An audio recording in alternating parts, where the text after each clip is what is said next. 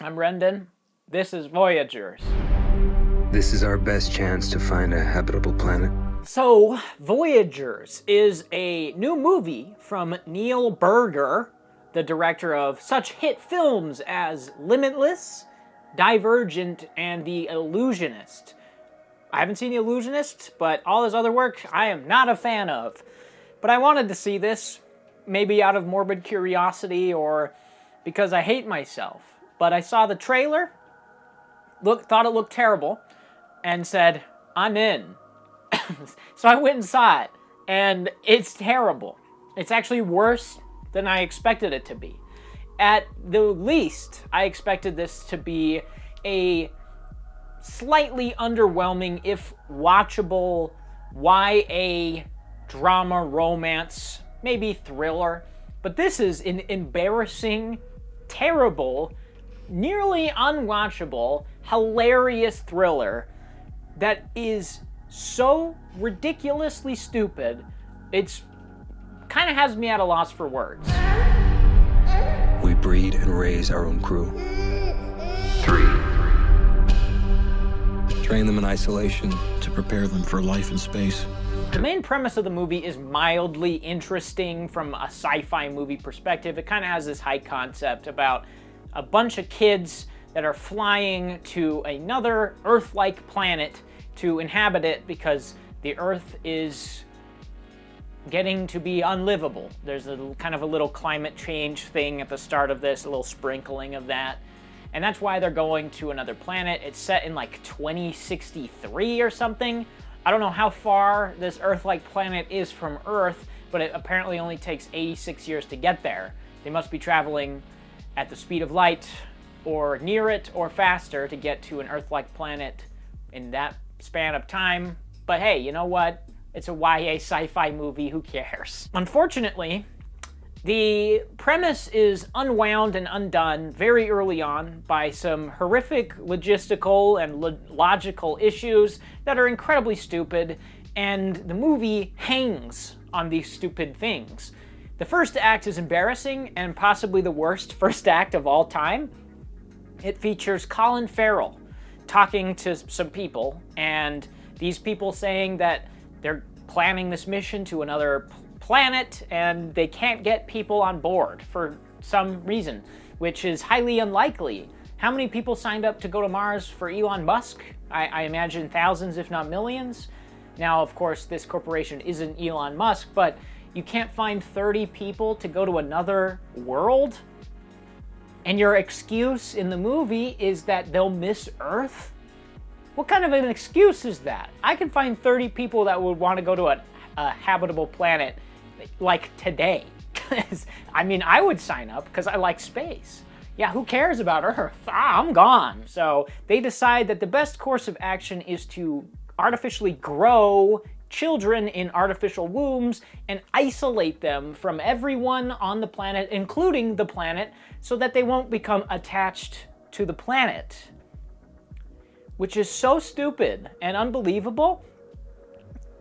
I just laughed out loud when I heard this. That first 45 minutes is dreadful. Colin Farrell is the only person to accompany these 20-something kids on the spaceship because he wanted to, and that apparently wasn't a part of the plan, they say. They weren't going to put any people aside from these kids on this spaceship? Why? Why would you do that? You entrust the fate of humanity to 30, 20-something kids to go to another planet, and then you don't put any fail-safes in there to protect them from going crazy, which they do? It's baffling. And the only reason they do go crazy is because they happen to find a chemical in the water that they're treating their plants with in their biodome area. And the chemical is the same chemical that's in the water that they're drinking, which apparently is used to make them docile and subservient so that they won't intermingle. I think they say in the movie that it reduces your pleasure, and then a guy says, I want more pleasure. There's a toxin in the water. It's coming from us. Are we eating something toxic? It's the blue. medication. To decrease pleasure. The dialogue's embarrassing and terrible. All of the dialogue is hilariously bad. Just to put it simply, every piece of dialogue is like the worst thing they could have possibly written. It's so bad. And almost every line of dialogue that the antagonist of this movie says, Zach, is hilarious. Hilariously bad. The main thrust of the story after the first act is Colin Farrell gets killed by what seems like this black mass. It's like some kind of space cloud, or at least it looks like. But then you find out that whatever that was, whatever they digitally put into the movie, wasn't in fact there at all, which is confusing. Why did they put that in there? It is actually Zach electrocuting Colin Farrell on the outside of the ship as Colin Farrell's trying to repair something. So that's one of the twists of the movie, and that kind of forces a wedge in between this crew. There's already a wedge there because Colin Farrell was lying to them, and so they kind of separate, and one group is with Zach and one group is with Ty Sheridan, who is trying, but it might be the worst role of his whole career, so you can't do a whole lot. It's him and Johnny Depp's daughter, who is like the worst actor I've seen in a major motion picture ever. She's horrid in this. She can't emote. She has the same facial expression, which is blank through the whole movie, and all of her dialogue is delivered like this, and it's all terrible. They frequently give her the exposition dialogue, which means you have to listen to long-winded exposition while she talks like this. It's just the worst. In sci-fi movies, you have to have a little bit of exposition, but the stuff that they say in this movie is frequently just saying what is happening on screen. Why do you even need to say that? There's one part where Johnny Depp's daughter and Ty Sheridan and some other girl are in like an area, and they're waiting for Zach, this bad guy, to come get them, and they cut the power. And it cuts to Lily Rose Depp, I think is her name, and she looks around as the power cuts off and goes, "They cut the power." And I was like, duh! Why did you need to say that? There's so many moments like that. Oh, they're doing this. Oh, this is happening. Wait, this turned off, and in order to have it work, we need to turn it on.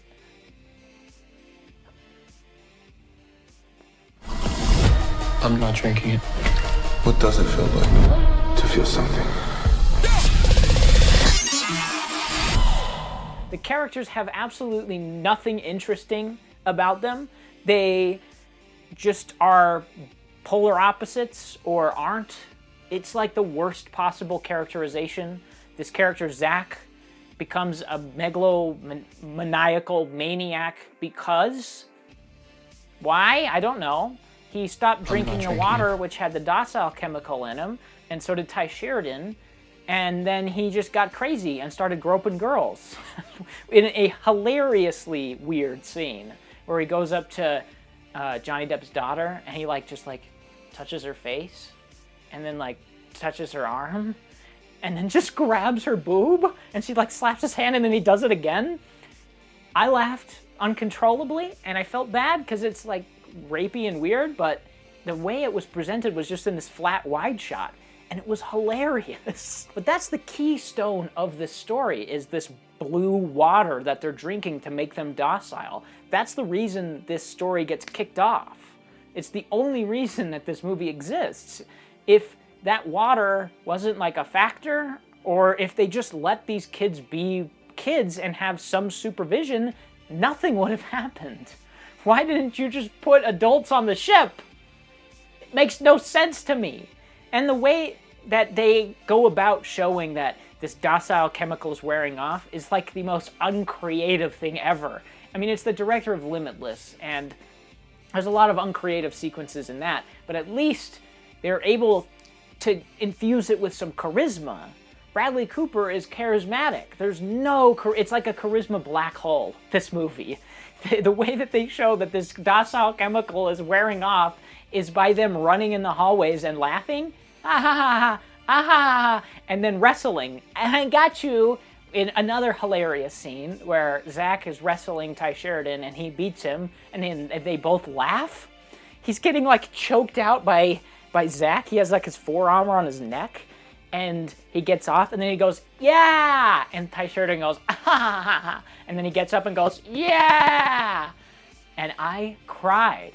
I cried. It is so funny. There is so many minor miscalculations in this to make it funny. Just enough to be funny.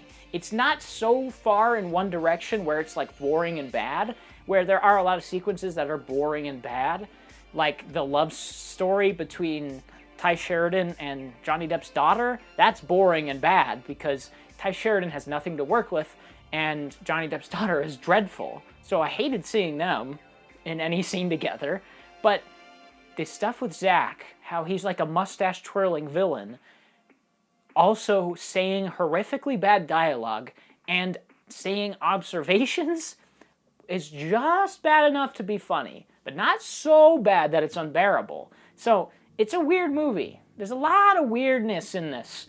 Nothing makes any sense, especially at the end, where they open an airlock to suck Zach out, but he doesn't get sucked out or freeze or explode. He doesn't die.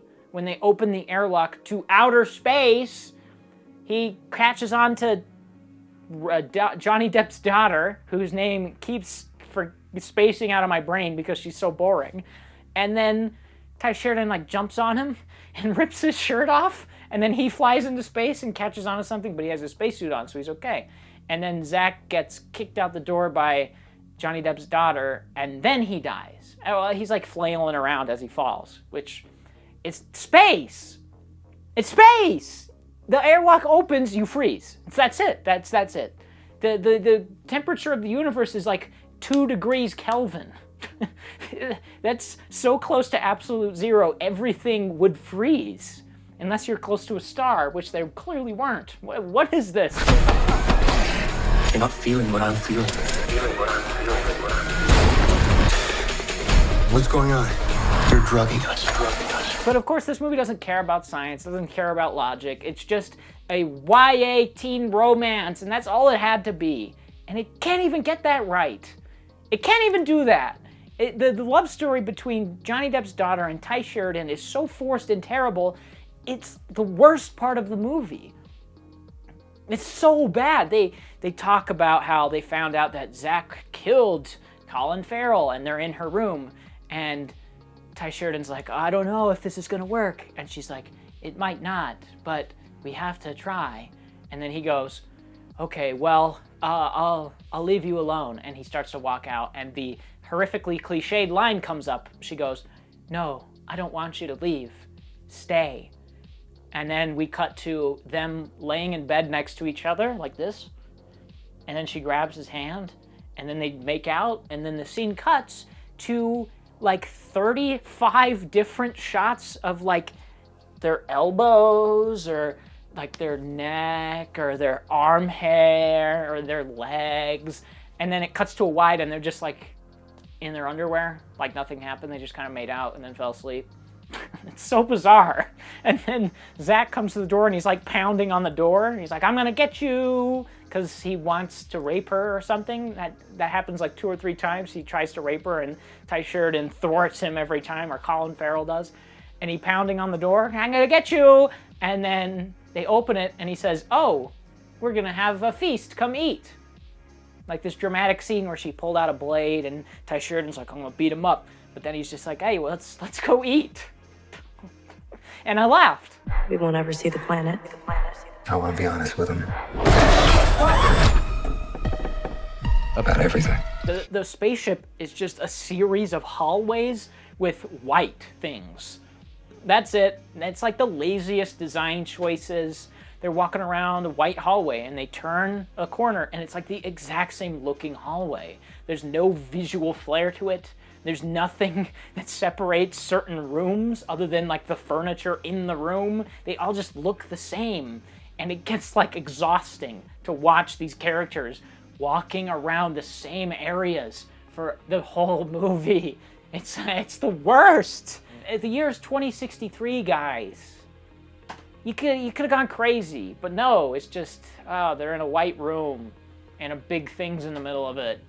Oh, they're in the medical area and there's like a gurney in there and a scalpel.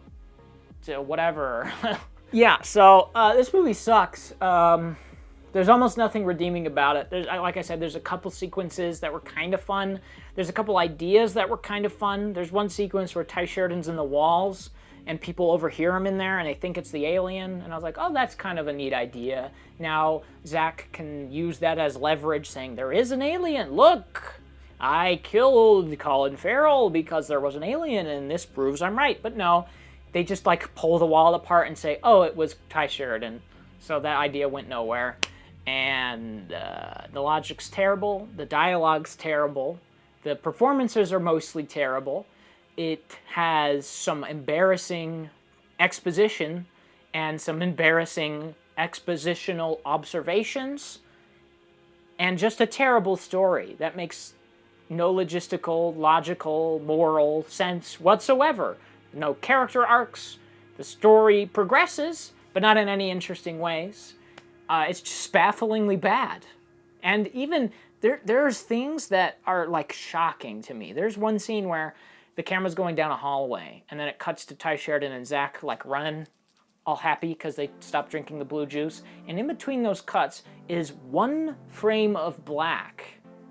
Like they didn't get the two clips to touch, and so there's just a frame of black in between those edits. That can't be intentional, right? Because it just is terrible and jarring. It was like one frame of boop boop, and then I went, wait, what the? So how do you get that wrong? This is a major movie. So 2 out of 10. It's a 2. I want to give it a 1, but it is funny. It is really, really funny, and there are just enough things to where I don't think it's a 1. So if you want to watch this with some friends, or maybe inebriated to some degree, I'm sure it would be a blast. Because I had a blast and I was alone completely. There's like 2 other people in the movie. And I could not stop laughing. I had to put my mask on to hide my laughter. I gotta poop. Wow, that came out of nowhere.